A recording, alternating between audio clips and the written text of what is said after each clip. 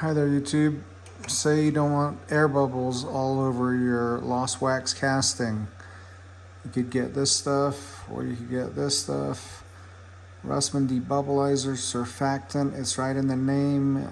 So all you need is a surfactant, right? So you could just stab a cascade pod, put about 8 drops per quart in there. I got about a couple ounces of denatured alcohol in here. The rest is distilled water. I've actually tested this before, and especially with stuff with high detail. I'm just gonna actually put, give it a quick shake.